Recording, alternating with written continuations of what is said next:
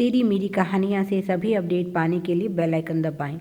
आज की कहानी है बेटी तेरे नसीब में मायके का सुख नहीं। कन्हैया लाल जी का छोटा सा परिवार है जिसमें बेटा बहू, उनके बच्चे और एक बेटी है। पत्नी तो बहुत साल पहले ही उन्हें छोड़कर चली गई थी। कुछ ही महीनों पहले बेटी भी विदा हो गई। शादी के बाद वह बहुत कम मायके आती है। हाँ, फ़ोन पर ज़रूर बात होती है और बेटी को खुश देखकर वे बहुत खुश होते हैं। उनकी तपस्या पूरी हुई।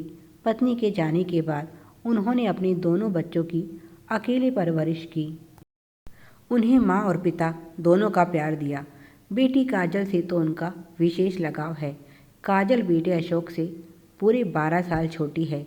अशोक को तो फिर भी माँ का प्यार मिला, पर काजल इतनी खुश नसीब नहीं थी। उसके पैदा होने के 7 महीने बाद ही उनकी पत्नी चल बसी। कितनी इच्छा थी उसे एक बेटी की, और इतने सालों बाद भगवान ने उसकी यह इच्छा पूरी भी की, पर उसके साथ ज़्यादा समय नहीं बिता पाई। बहुत जांच परख और खोजबीन के बाद उन्हें अपनी काजल के लिए सुनील पसंद आया था। परिवार में ज़्यादा लोग भी नहीं थे, 2 भाई और एक विधवा माँ। जब भी उनका मन काजल से मिलने का होता तो बेटा उन्हें समझाता, पिताजी अब आप उसकी चिंता करनी छोड़ दीजिए, बहुत अच्छा घर मिला है उसे। माँ के प्यार की जो कमी यहाँ थी वह वहाँ पूरी हो गई है, तभी तो उसका घर आने का मन नहीं होता। अच्छा ही है वह अपनी ससुराल में रम जाए। बेटी की बातें सुनकर उनके मन को बहुत सुकून मिलता और उनके सामने समधन की छवि घूम जाती। यही तो कहा था उन्होंने जब वह काजल को देखने आई थी। मेरे जीवन में केवल एक बेटी की कमी थी, पर काजल को देखकर लगता है वह भी अब पूरी हो जाएगी। काजल भी फ़ोन पर अक्सर अपनी सास की बहुत तारीफ करती। वे अपने जीवन से खुश थे। हाँ, बहू सुमन स्वभाव की थोड़ी कड़वी थी, पर बेटा और बच्चे उन्हें बहुत प्यार करते थे और इसीलिए वह बहू के व्यवहार को नज़रअंदाज कर देते। काजल की शादी के बाद उनकी बहू सुमन के व्यवहार में भी परिवर्तन आया था। अब वह पहले से शांत हो गई थी, क्योंकि उसे सबसे ज़्यादा तकलीफ़ तो काजल से ही थी। सारे दिन वह काजल से नौकरों की तरह काम लेती, पर फिर भी वह उसे फूटी आँख नहीं सुहाती थी। कन्हैया लाल जी के पास ना तो लंबी चौड़ी जायदाद थी, ना ही पैसे, क्योंकि वह छोटे से किसान थे जिन्होंने मेहनत करके अपने बच्चों को पढ़ाया और उनकी शादी की। असल में बेटी की शादी तो अशोक ने ही की थी। उनके पास बेटी को देने के लिए केवल उसकी माँ के कुछ गहने थे, जिन पर उनकी बहू सुमन की नज़र थी। सुमन के लिए काजल सिर्फ एक बोझ थी, जिसे वह जल्दी से जल्दी उतारना चाहती थी, और इसीलिए 12वीं के बाद काजल की पढ़ाई रुकवा दी गई और उसके लिए सुयोग्य वर खोजा जाने लगा। काजल पढ़ने में बहुत होशियार थी, पर अपने घर की परिस्थितियों को अच्छे से समझती थी।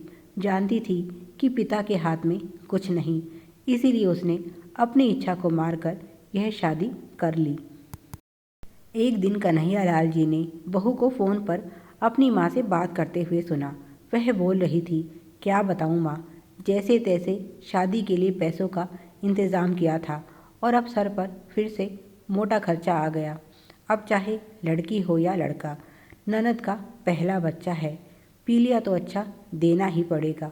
वह तो इन्होंने मेरी बात मान ली और अभी तक यह बात मेरे ससुर को पता नहीं है, नहीं तो वे बेटी के मुंह में पागल हुए अभी से घर लौटाना शुरू कर देते। इतनी बड़ी खुशखबरी उनसे छुपाई गई, पर यह जानकर तो कन्हैया लाल जी को बहुत दुख हुआ। पर बहू ने आगे जो कहा उसे सुनकर तो उनका दिल टूट ही गया।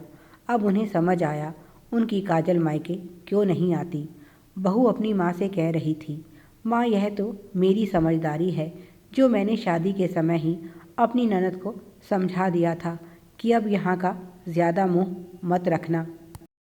शादी के बाद ससुराल ही लड़की का घर होता है और हमारी इतनी हैसियत नहीं कि रोज़ का तुम्हारा खर्चा उठा सके। अब ब्याही लड़की घर आएगी तो क्या खर्चा नहीं होता। अपने पिता और भाई को तो तुम अच्छे से जानती हो, बहुत बड़ा कर्जा उठाकर तुम्हारी शादी की है, अब सारी उम्र तुम्हारे पीछे लगे रहेंगे क्या? हमें अपने बच्चे भी पालने हैं। मुझे पता है मेरी यह बातें सुनकर तुम्हें बहुत बुरा लग रहा होगा, पर मुझे कोई फ़र्क नहीं पड़ता कि तुम मेरे बारे में क्या सोचती हो। मेरे लिए सबसे पहले अपना घर परिवार है। तुम्हारे पिता और भाई को यह बात समझाना मेरे बस की बात नहीं, इसीलिए तुम्हें समझा रही हूँ। अगर तुम उनकी कोई सहायता नहीं कर सकती तो कम से कम उनका बोझ तो मत बढ़ाओ। बड़ी मेहरबानी होगी जो अब तुम यहाँ आना छोड़ दो। शादी के बाद एक दो बार तो तुम्हें आना होगा, नहीं तो तुम्हारे ससुराल वाले क्या सोचेंगे। पर उसके बाद जितना तुम यहाँ से दूर रहोगी उतना ही हम सब खुशहाल रहेंगे। कन्हैया लाल जी सोचने लगे, कैसा पिता हूँ मैं। मेरी बेटी मुझसे झूठ बोलती रही और मैं समझ ना सका कौन लड़की है जो मायके नहीं जाना चाहती। मैंने यह कैसे सोच लिया कि काजल यहाँ नहीं आना चाहती। कौन जाने वहाँ ससुराल में मेरी बेटी कैसी है। हमने तो बहू ने जो बताया उसी पर विश्वास कर लिया। अपनी आंखों से तो कभी देखा भी नहीं कि वह वहाँ कैसे रहती है। उनका मन बहुत खराब हो चुका था। उसी समय वह घर से निकले और सीधा काजल की ससुराल पहुँच गए। अचानक से पिता को आया देखकर काजल भी हैरान थी और उसकी सास भी। काजल की सास ने पूछा, समधी जी आप अचानक से यहाँ, सब खैरियत तो है? कन्हैया लाल जी बोले, समधन जी इस तरह से आने के लिए माफ़ी चाहता हूँ, पर बहुत हो गए काजल से मिले हुए, इसीलिए खुद को रोक नहीं पाया और चला आया। इस तरह बिना बताए आने के लिए मैं माफ़ी चाहता हूँ। काजल की सास हंसते हुए बोली, आप माफ़ी क्यों मांग रहे हैं? आपने कुछ गलत थोड़ी किया है। अपनी बेटी से मिलने आना कोई अपराध नहीं। आप इतनी दूर से आए हैं, पहले चाय नाश्ता कीजिए, फिर आराम से बेटी से बातें करना। सास की बात सुनते ही काजल तुरंत रसोई में गई और पिताजी के लिए चाय नाश्ता ले आई। जैसे ही उन्हें अकेले में अवसर मिला, बेटी के सर पर हाथ रखा और पूछा, काजल तू खुश तो है? देख आज कोई झूठ नहीं चलेगा। यह सुनकर काजल की आंखों से आंसू बहने लगे और बोली, पिताजी यकीन मानिए सास के रूप में मुझे माँ मिल गई है। मुझे यहाँ कोई तकलीफ़ नहीं, बस एक तकलीफ़ है कि मैं चाहकर भी वहाँ नहीं आ सकती। कन्हैया लाल जी बोले, हाँ बेटा मैं तेरी बात समझ रहा हूँ, पर तेरी भाभी ऐसी ही है, पर उसकी गलती की सज़ा तू अपने इस बूढ़े बाप को क्यों दे रही है? चल मैं तुझे लेने आया हूँ। तू यह मत भूल जितना वह घर अशोक का है उतना ही तेरा भी। तू उस घर की बेटी है, तेरा उस घर से नाता कभी नहीं टूट सकता। कम से कम जब तक तेरा पिता जिंदा है तब तक तो बिल्कुल नहीं। जब तक मैं जिंदा हूँ तुझे अपने घर आने के लिए सोचने की ज़रूरत नहीं। उन्होंने समधन जी से बात की तो वे बोली, आपका विचार अच्छा है, पर आप जानते ही होंगे काजल इस समय गर्भवती है, इसीलिए उसका खास ध्यान रखना होगा। फिर आपके घर में तो कोई बुजुर्ग महिला भी नहीं। सच कहूँ इस अवस्था में उसे मैं अपनी आंखों से दूर नहीं भेजना चाहती। अपनी समधन की यह बात सुनकर कन्हैया लाल जी निराश होने की बजाय बहुत खुश हुए कि सच में बेटी ने कितना अच्छा ससुराल पाया है। उन्हें चुप देखकर वह बोली, आप निराश मत होइए, बस कुछ ही महीनों की बात है।